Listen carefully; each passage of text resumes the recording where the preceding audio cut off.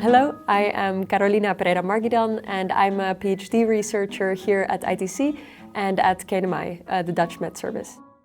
This era of dealing with all these increased risks from the climate, I get a lot of fulfillment out of working on protecting people and society from extreme weather, especially with extreme heat, as it's one of the fastest changing risks of the weather.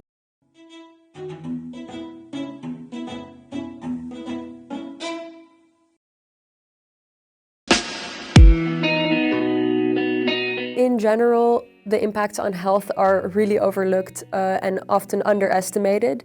Heat is often called a silent disaster, quite different from other disasters. For example, when you have an earthquake or a flood, you can really see the impacts and the damage. And this is one of the reasons why risk perception of heat is quite low.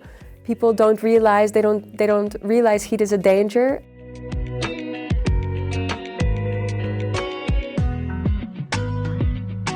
If there will be 40-degree temperature, I can still survive, but the people who live in this area, for them it will be big disastrous.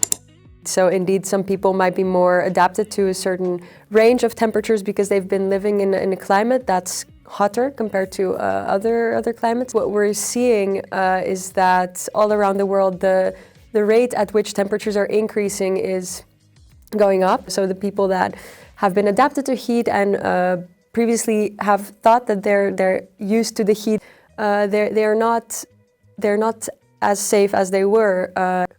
People are increasingly at risk from heat everywhere around the world.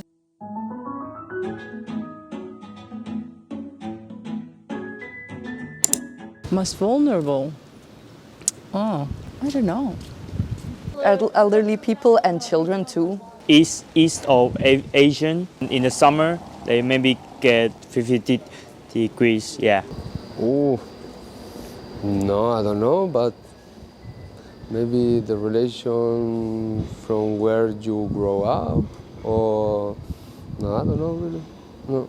I'm also very pale and very vulnerable to the heat. Interesting answers. I think, first of all, anybody can be at risk to heat, so it's not just vulnerable groups, but there are certain factors that can put people more at risk. For example, older people are more vulnerable to heat. They're less able to regulate heat, less able to feel when they are thirsty and need more water, so they dehydrate quicker.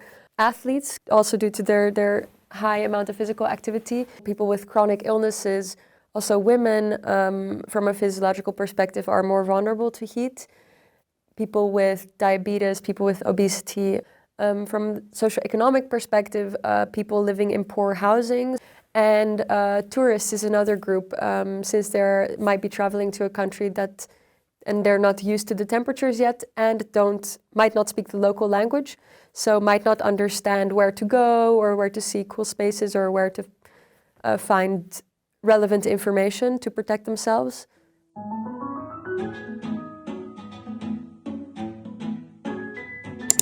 The beach will be the best thing to do, but there are not many beaches here in Europe. I don't have much idea about beaches.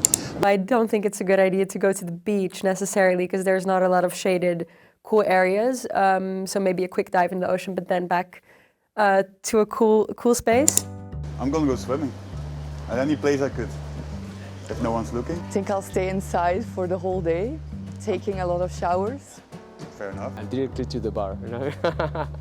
I know, to put my head on the fridge, just to try to go to the river, looking for a pool, to swim a little bit, or I think so for sure to go outside of the city, also with a cold beer, yeah. As we talked about those risk perceptions, if people don't perceive they're at risk, they're just gonna do what they would do on that day without taking any special measures.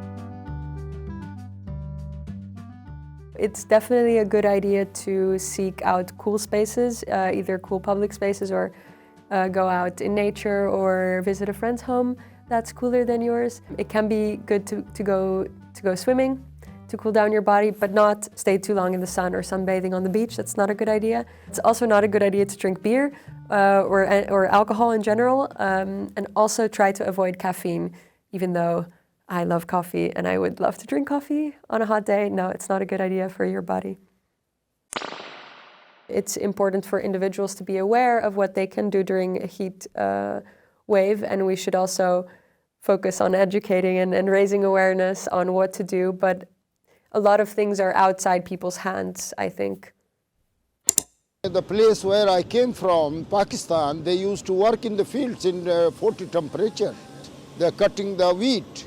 I come from Chile. In my country, I can say on the building construction places, there is not too much regulation. They tell you, hey, please drink a lot of water.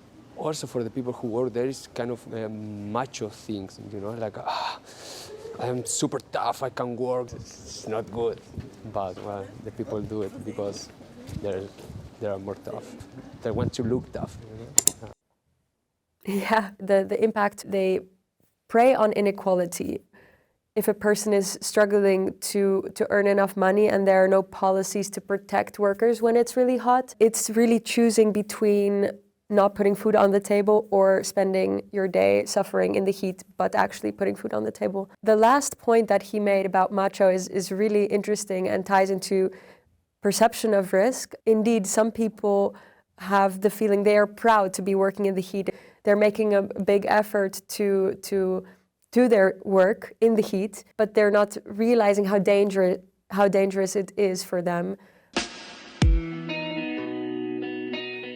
To reduce the risks of extreme heat, I think that a combination of efforts are needed. So first of all, it's really important to reduce greenhouse gases to tackle the root cause of the problem. But second of all, we already know that extreme heat is going to continue in the future, even if we shut down all greenhouse gases right now.